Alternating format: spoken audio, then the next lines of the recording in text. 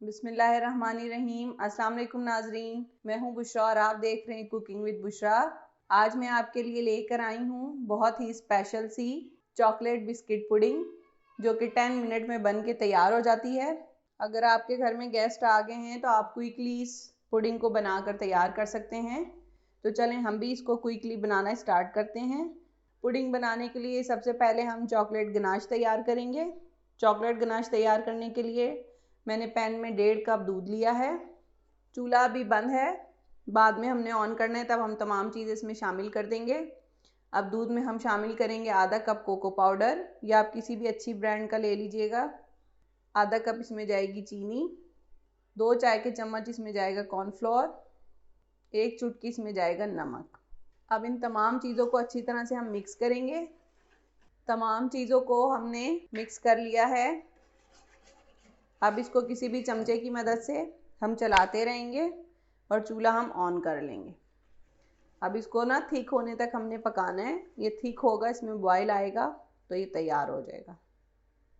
इतनी मज़ेदार ये चॉकलेट बिस्किट पुडिंग बनकर तैयार होती है। आप यकीन करें, जब आप खाएंगे तो आपको बेहद पसंद आएगी और फिर आप बार बार बनाएंगे, क्योंकि ये इतनी आसानी से बन जाती है, बहुत ही कम चीज़ों से।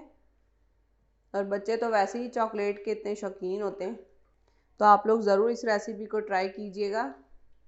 ये आप देख सकते हैं कि ये ठीक होना शुरू हो गया। ये देखें आप, बस आपने चमचा नहीं रोकना, आपने चमचा मुसलसल इसमें चलाते रहना है।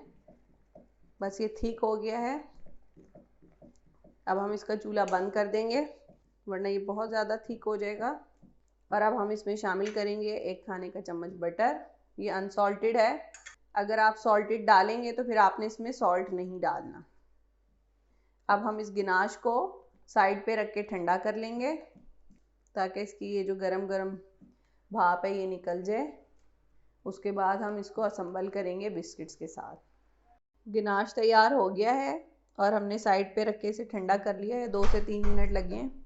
अब ये मैंने बिस्किट लिए हैं 2 हाफ रोल मैरी बिस्किट हैं। अगर मैरी बिस्किट नहीं है तो आप डाइजेस्टिव बिस्किट से भी इसको बना सकते हैं। अब हम बिस्किट की लेयरिंग करेंगे। ये डिश मैंने ली है 8 से 9 इंच की है ये तकरीबन। आपके पास जो भी हो आप आसानी से उसके अंदर बना सकते। अच्छा जी, 1 कप हम दूध लेंगे और उसके अंदर हम डिप करेंगे मैरी बिस्किट। बिस्किट्स को बस इस तरह से डिप करना है। ये दूध जो है वो रूम टेम्परेचर पर है। बस इस तरह से आपने डिप करना है और इस तरह आपने लेयरिंग करती जानी है। बिस्किट्स को दूध के अंदर डिप करके हमने इस तरह से उसकी लेयरिंग कर दी है। जहाँ पे खाली जगह थी वहाँ आप बिस्किट तोड़ के इस तरह से उस जगह को फिल कर लें। अब हम चॉकलेट गिनाश लेंगे और इस तरह से लेयरिंग करते जाएंगे और इस तरह से फैला लेंगे। एक लेयर कंप्लीट हो गई है। अब हम दूसरी लेयर भी इसी तरह से लगाएंगे। यह आप देख सकते हैं, अब दूसरी लेयर भी लग गई है बिस्किट की। अब इसको कवर करेंगे चॉकलेट गिनाश से और फिर आपके बाउल में जितनी भी लेयर्स लग सकती हैं आप लगा लें। इस बाउल में 3 लेयर्स लगेंगी।